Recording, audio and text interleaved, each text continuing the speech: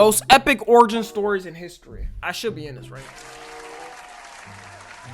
Y'all already know my origin story. I came from the slums of Baltimore. I lived in a cardboard box. I was born under the ocean and shit. You know what I'm saying? I got conceived in the middle of a fucking storm, a lightning storm, an old wood ship. I worked my way up, and now I'm here. Grew up in a gated community. What are you talking about? Would a gated community have security outside every day, 24/7? Your origin is you got bit by a radioactive burger mascot. Bottom 5 origins of all time. I don't know where you came up with that shit. Let's go ahead and see this though. Here are the most epic origin stories in history. Ashoka. It's the year 304 BC, and the Mauryan Empire is welcoming a new royal child. Lovingly held by his mother, he's given the name Ashoka, and the emperor, a man named Bindusara, stands near and gazes at this newborn. In this son, he sees a future of... not much really. See, the emperor already has another son named Tsushima, born from another one of his wives, and he's actually his... King's had a crazy amount of wives, bro. Genghis Khan probably had 1,000 wives and shit. You know, what happened to that, bro? The only king we basically got left is like King Charles. You gotta get more biddies, bro. It will probably give him some aura. Tommy got no emotion. Bro, the crazy thing is too, there's like regular dudes that go to like, what is it called, like escort websites and just have women with them. Like rappers do this all the time, by the way. They just like hire women off of there to like look cool and look like they get a bunch of hugs and shit. To become his heir. To add to this, Ashoka's mom was a commoner. Whoops! I mean, how did that happen? While Tsushima's was a noble. So yeah, case closed here. But Ashoka is still a royal son, and he's given a royal upbringing. Time passes, Ashoka grows up, and boy, he does. Yo, Ashoka chopped his foot. God damn, my boy, yo, no wonder he wasn't meant to be a royal family. Like, holy shit, man. Look like he's turning out to be a huge disappointment. He's short, kind of fat, and is suffering some sort of weird skin condition which grosses his father out. Though he had already made up his mind. Bro, it was probably acne or something, but back then, he was a royal king. He was like, acne? On my son?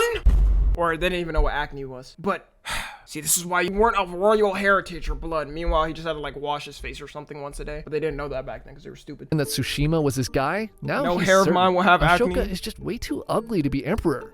I mean, come on, look at him. But what Ashoka lacked in looks, he made up for in charisma and intelligence. And like most kids who know they're not the favorite, he grows to have a huge chip on his shoulder.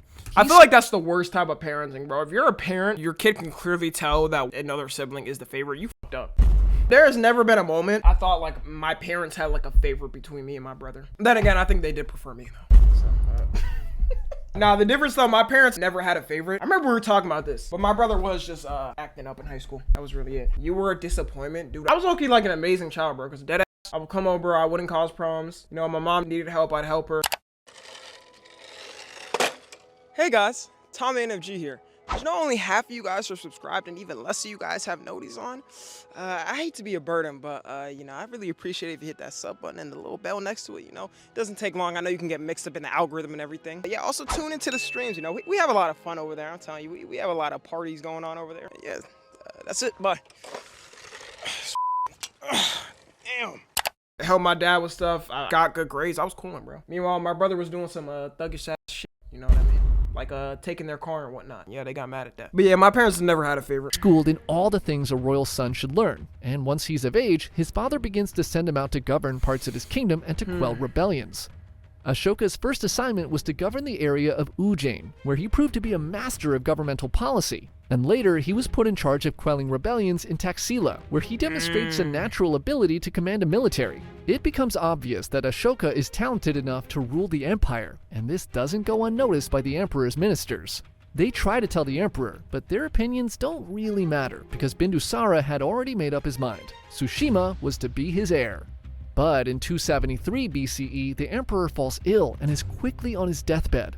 Tsushima is off fighting a rebellion, so he sends for him to return home quickly. See, this is exactly the reason why you do want to be born chopped, all right?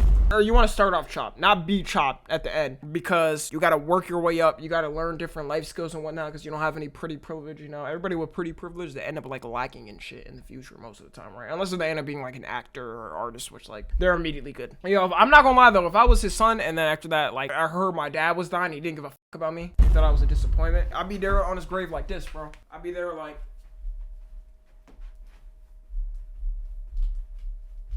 getting sturdy on that shit, you know what I'm saying? That was a top 5 sturdy of all time. With the dogs out and all. Do you want me to have socks on in my house? It's a carpet floor, nigga. It's a carpet floor. Do I come into the screen like this? Ugh, your feet are out? I can smell it. Like, damn, bro. So he can be crowned emperor. But by this point in time, the ministers have decided they like Ashoka way better. They think Tsushima is a spoiled brat, and they've watched Ashoka kill it, both governing and on the battlefield. So they lie to the emperor and Yo, did he say, you're the king? No, I'm the king. say that Ashoka's sick and can't go, and that maybe he should just make Ashoka the emperor temporarily while he's waiting for Tsushima to return. The emperor's like, did I fucking stutter? At which point, legend says Ashoka Bro, he must have really hated his ass, bro. He must have been the most chopped nigga to ever exist. proclaims, if the throne is rightfully mine, the gods will crown me as the next emperor. And just like that, Bindusara dies instantly and Ashoka is made emperor. How convenient. When Tsushima returns back to the capital, he's led by the ministers into a trap and falls into a pit of charcoal and dies an agonizing death. Ashoka then goes off and kills every single one of his other brothers, except one he kinda liked, to ensure he would have no competition. And so, in 268 BCE, Ashoka is crowned emperor, and he quickly proves all of his father's ministers were completely wrong, and becomes an unhinged tyrant who rules with fear and terror. His atrocities are too many to list, but here are his greatest hits. He once gave his ministers the impossible task to cut down every flowering or fruiting tree, and when they failed, he chopped off all their heads himself. Oh my god, we should have totally gone with Tsushima.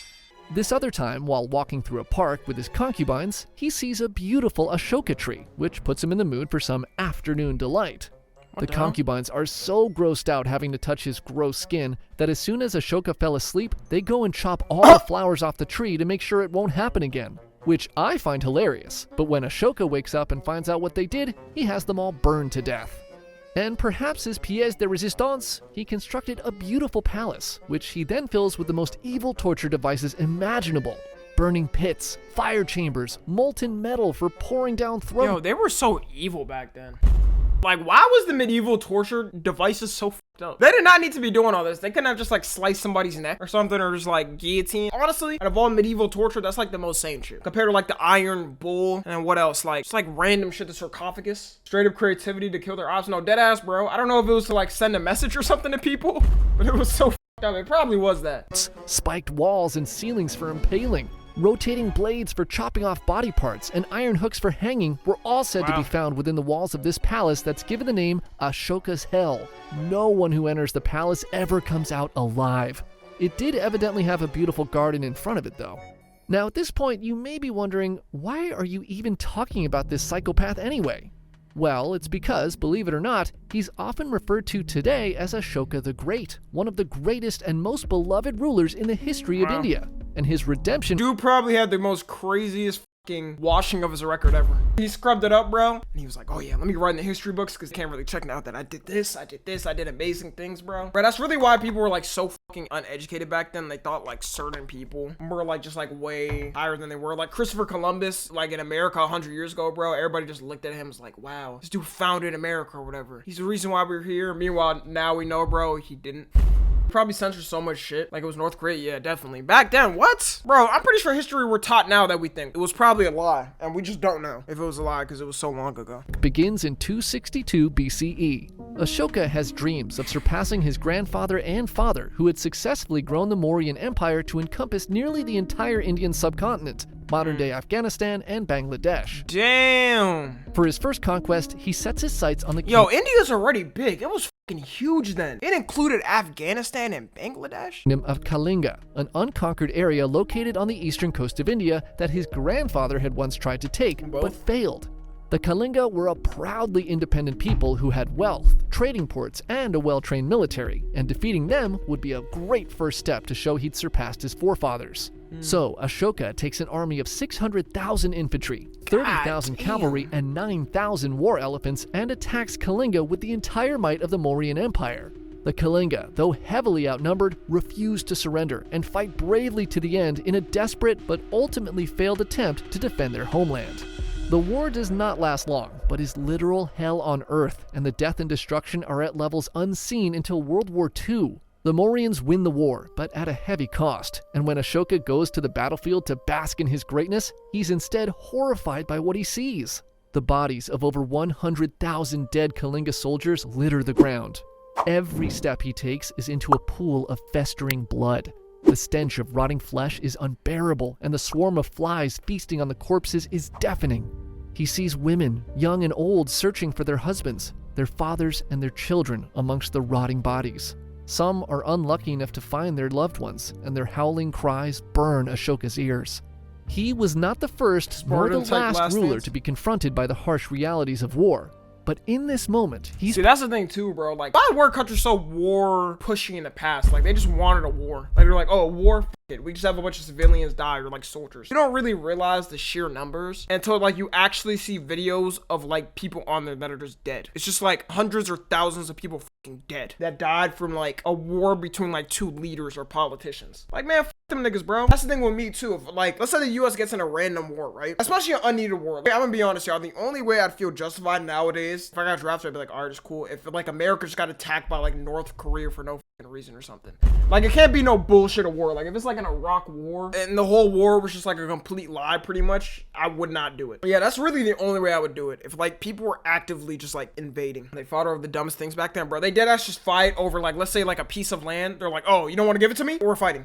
And then a bunch of soldiers died for no reason. Like, man, y'all could have solved this. Only China, North Korea, Iran, or Russia war would make sense. Even then, it's like, depends if it's like deliberately, like, let's say Russia, for example. Putin would have to be like, yeah, we fucking sent soldiers there. We're the ones that killed like these 5,000 people or 10,000. Yeah, we take credit. Then I'd be like, all right, bro, what the fuck? You know what I'm saying? You trying to f with the USA?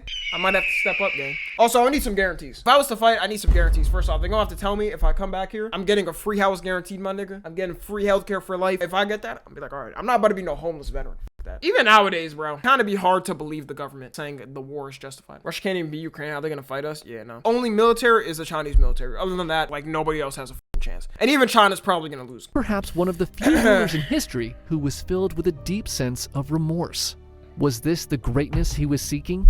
Ashoka leaves the battlefield a changed man. He will no longer seek glory through war, and he invests himself wholly in the study of Buddhism. He begins to erect pillars throughout his kingdom with edicts on how he wishes for his people to live, peacefully with respect for one another, no matter their cultural or religious background. For the rest of his reign, he goes on no further conquest. His only goal was peace and the betterment of the lives of everyone living within his empire. He begins to use the empire's treasury to erect shelters for travelers, plant fruit-bearing trees along the main roads to feed the needy, and digs irrigation systems to provide clean water for everyone. Through his efforts, Moria grows prosperous and enjoys peace that lasts for decades. He funds Buddhist missions out of India in Sorry, did you say oil? You're getting invaded now. an attempt to foster world peace, and his efforts spreads the philosophy throughout Asia. When India regained its independence from British rule in 1947, Ashoka's chakra was chosen as the central icon of the country's flag. Yo, that's kind of crazy. Is this the Indian flag now, or is it changed? Damn, bro had aura. Holy shit, they still ain't changed it. Icon of the country's flag. That's crazy. That's my first time Cyrus the hearing about Great. that. It's 600 BCE, and a king named Astyages is lying awake in bed, troubled by a strange dream. In his vision, he saw an ocean of water flowing from his daughter that swept through not only his kingdom of Media, but flooded all of Asia as well. The next morning, he's still troubled by this dream, and he seeks counsel from his magi, whose interpretation chills him to the bone. The dream was an omen that the offspring of his daughter would one day challenge him for the rule of his empire. To prevent this, he quickly marries her off to a mild-mannered Persian king named Cambyses I. Phew, ain't no way any great conqueror is gonna come from Persia. But It's crazy how like they dead ass thought of shit like that. They thought of the weirdest stuff. Oh, my daughter's gonna give birth to a king. Like, somebody's gonna take over me. Nah, she can't have that. That is odd. Just a year after the marriage, Astyages has another dream. This time, his daughter stands before him and vines suddenly begin to grow from her back. The vines grow so large that they entangle all of Asia. Astyages is again freaked out, and again he goes to see his magi, who confirms his worst fears. The son of his daughter will dethrone him and go on to rule an empire that stretches to the four corners of the world. The words of his magi scare the crap out of Why is he mad? Do you not want your son or grandson or whatever to be more successful than you? Astyages, and he decides then and there that he'll do everything he can to ensure this prophecy never comes true. But before he can even think of a plan, his daughter becomes pregnant and gives birth to a boy. Astyages orders his most trusted general, a man named Harpagus, to immediately travel to Persia and kill the child. Loyal to his king, the general makes the journey, rips the infant from the hands Yo, what the fuck? of its mother, and walks away as she begs for him to stop. Harpagus carries the baby out of the city, but as he looks down at the newborn, he finds he just doesn't have it in him to take the life of an infant. So instead, he gives the baby to a shepherd and tells him to go leave it in the woods to die. As ordered, the shepherd takes the baby. Bro, this is crazy work. A child, bro, not only that is this is his grandson, basically. You know what's crazy, too? The way he's, like, holding power and scared to lose power, that's literally, like, how it is nowadays with, like, our leaders and politicians and shit. They wouldn't sacrifice somebody, obviously, like this or something. Bro, so reasons why you see somebody in Congress that's, like, 80 years old or something, or 85, they don't want to give up their seat. They like the power. And carries it off into the woods. But unknown to Harpagus, the wife of the shepherd had just given birth to a stillborn child. As he walks into the wood, he stares into the eyes of the infant, and he can't help but to think of his own child and what could have been. The shepherd decides to disobey Harpagus and brings the baby home, and he and his wife decide to secretly raise him as their own. They name the boy Agradates, and the shepherd buries their own stillborn son and gives Harpagus the location of the body. What just happened? Harpagus, as far as everyone else knows, the matter's settled. The royal infant is dead. So Agradates is raised in the countryside away from the royal family, completely unaware of his lineage, and he grows into a strong, charismatic boy. One day, at the age of 10, he's playing with some other kids, and in their game, he gets named the king. As king, he orders around the other boys, and they all play along, except this one kid who was the son of a Median noble. When the kid refuses to listen, Agradates orders the other boys to rough him up to teach him a lesson for not listening to their king. The noble boy goes home crying and tells on Agradates, and the boy's dad can't stand the injustice, and he immediately goes to Astyages to complain to get this shepherd boy punished. Agradates and his shepherd father are brought to the throne room in Medea, and at first look, Astyages is immediately suspicious. This boy looks exactly like him, and is the same age his dead grandson would be. And on top of all this, he speaks and conducts himself with class far above a commoner. He turns to the shepherd and demands the truth. Who is this boy? The shepherd defends that this is his son, until Astyages threatens him with severe punishment if he's lying, at which point he reveals everything. The king is furious, not so much at the shepherd, but at his most trusted general. Damn, he was kind of right, though. He said, like, that boy's gonna be king. And then he noticed that, like, he was acting like a king, like he was too noble. He was born with aura. Who had failed him. Harpagus so is summoned to the throne room, and as he enters, he sees the shepherd and the boy, and immediately knows he's f***ed. Harpagus knows there's no use in lying, so he tells the truth. But surprisingly, the king seems to keep his cool. He tells Harpagus that he had often felt bad about, killing his grandson, and he's actually somewhat relieved that he's still alive. Tell you what, let's celebrate his return tonight. Imagine being mad Come at someone back for not later killing a baby. Oh, could you please send your 13-year-old son a little earlier so my grandson will have a companion? Harpagus is relieved and goes home and tells his wife and kid what's going on. He sends his son to the palace early, not thinking anything of it, and starts to get freshened up for the feast. When his son arrives at the palace, Astyages orders his soldiers to kill him. Dude, this king was evil, bro. No, this nigga was evil. Bro, what was wrong with these kings? The power they feel. And chop him into pieces. Some parts of the boy are then roasted, and other parts are boiled. These cooked pieces of human flesh were then placed on silver platters for later in the evening. At the royal feast, Harpagus is seated with other nobles, and mutton is served to everyone. Harpagus's mutton looks a little different, but the king seems... I have no words. I have no fucking words. Jeffrey Dahmer. This is worse, bro. This is his fucking son. Bro, the only way you get back for this is literally murking whoever did this. You're gonna have to kill that person. There is no way I can live with myself. be in a good mood. I don't even think they believed in religion, bro. They were just fucking tyrants, dude. They believed they were God. Food, so they all eat up. Once everyone's stuffed, Astyages asks Harpagus for a little help. He calls for his attendants, who bring in a basket and places it directly in front of Harpagus. He orders him to lift the basket. Hesitantly, he follows the king's commands and is horrified to see the head and hands of his son. Astyages, with an evil grin, then asks Harpagus if he enjoyed his meal. A little gamey, perhaps? Harpagus comes to the sickening realization that he had just eaten his own son for dinner. Against all odds, he maintains his composure and simply states, "Whatever my king does pleases me." Bro, I can't. No. I could not live back then. I mean, if he got mad and crashed out, he was gonna kill him. The king would have just commanded his people to kill him. But like, I hope he planned something after. I literally would have planned. I would have murked him at night. Asks to keep the remains of his son, which he calmly takes and buries at home.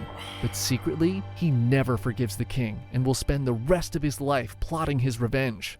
Feeling pretty proud about the way he dealt with that idiot Harpagus, Astyages now has to figure out what to do with this grandchild he had feared. I mean, he could just kill him and get it over with, This is but literally instead a movie plot. he seeks the counsel of his magi again, who tells him that technically the prophecy had come true.